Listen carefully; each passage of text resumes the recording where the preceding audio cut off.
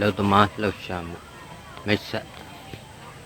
ကမ္ဘာတဝန်းရှိနိုင်ငံများတွင်လောက်သမားများသည်ဘောင်းတို့၏အလုပ်လုပ်ကိုင်မှုအခြေအနေများမြင့်တင်ရန်စုပေါင်းအားထုတ်လာခဲ့ကြသည်မှာရှေလျားသည့်သမိုင်းကြောင်းရှိသည်ဘောင်းတို့၏ကြိုးပမ်းအားထုတ်မှုများကိုလောက်သမားလှုပ်ရှားမှုများ Labor Movements ဟုအသိများသည်လောက်သမားလှုပ်ရှားမှုများသည်လောက်ခလာစာအကျိုးခံစား권များသို့မဟုတ်အလုပ်권ဘေးကင်းလုံခြုံရေးတို့ကိုမြင့်တင်ရန်ကြိုးပမ်းကြသည်၎င်းတို့ကိုရေဘူးရအားဖြင့်လောက်သမားသမဂ္ဂများကဥဆောင်လေရှိပြီးခါတရန်လောက်သမားဦးစားပေးနိုင်ငံရေးပါတီများနှင့်မိဖက်ပြုကာဆောင်ရွက်လေရှိသည်လောက်သမားလှုပ်ရှားမှုများတွင်စုပေါင်းပါဝင်သောလောက်သမားများကိုစီယုံထားသောလောက်သမား Organized Labor ဟုလည်းခေါ်သည်လောက်သမားသမဂ္ဂများစတင်ပေါ်ပေါက်လာရှေးဟောင်းခေတ်ကပင်တပိတ်မှောက်ခြင်းကဲ့သို့သောစုပေါင်းလှုပ်ဆောင်မှုများ၏မှတ်တမ်းများရှိခဲ့ပြီးခေတ်လယ်ကာလအလုပ်သမားများသည်လည်းအလုပ်သမားလှုပ်ရှားမှုချို့ကိုဆောင်ရွက်ခဲ့ကြသည်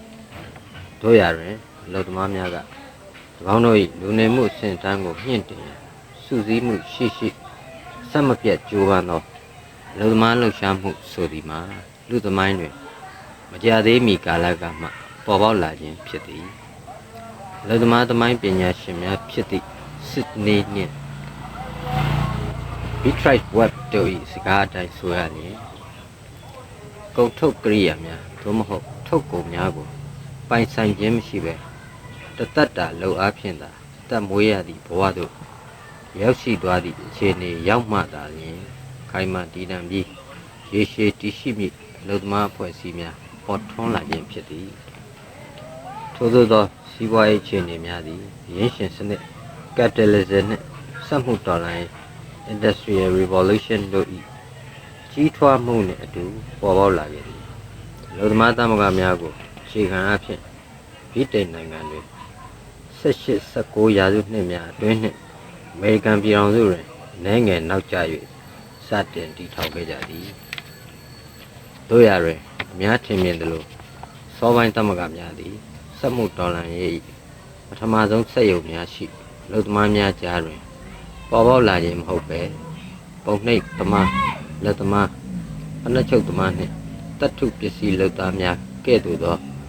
ကျွမ်းကျင်လက်မှုပညာသည်များကြားတွင်ပေါ်ပေါက်လာခြင်းဖြစ်သည်ဗြိတိန်နှင့်၎င်း၏အမေရိက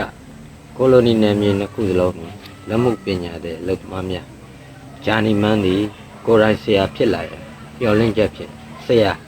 မာစတာတဦး၏ကြီးကြပ်မှုအောက်တွင်လုပ်ကိုင်ခဲ့ကြသည်1900ပြည့်နှစ်များမှစတင်၍လက်မှုပညာသည်အလုပ်သမားများဂျာနီမန်းကလုပ်အားက wages အတွက်တည်တံ့အလုပ်ကိုင်သောစနစ်ဖြစ်သို့ကူးပြောင်းသွားခဲ့သည်ထိုအလုပ်သမားများသည်ကုန်သည်ကြီးများအပေါ်မိခိုရမှုပုံမများပြားလာသည်ကိုခံစားမိလာကြသည်ထိုကုန်သည်ကြီးများသည်ဒေသတွင်ဈေးကွက်များအတွင်းသို့အခြားနေရာများမှဈေးနည်းနည်းဖြင့်ထုတ်လုပ်ထားသောကုန်ပစ္စည်းများကိုတင်သွင်းကလက်မှုပညာသည်များ၏တက်မွေးဝမ်းရောက်မှုကိုချိန်ချောက်လာခဲ့သည်အလုပ်သမားများသည်လောအားကတိုးမြင့်ရရှိရသို့မဟုတ်၎င်းတို့၏လုပ်ကိုင်ရမှုအခြေအနေများမြင့်တင်ရန်စုပေါင်းညီညွတ်မှုကအရေးပါလာသည်ကိုစတင်သိရှိလာကြသည်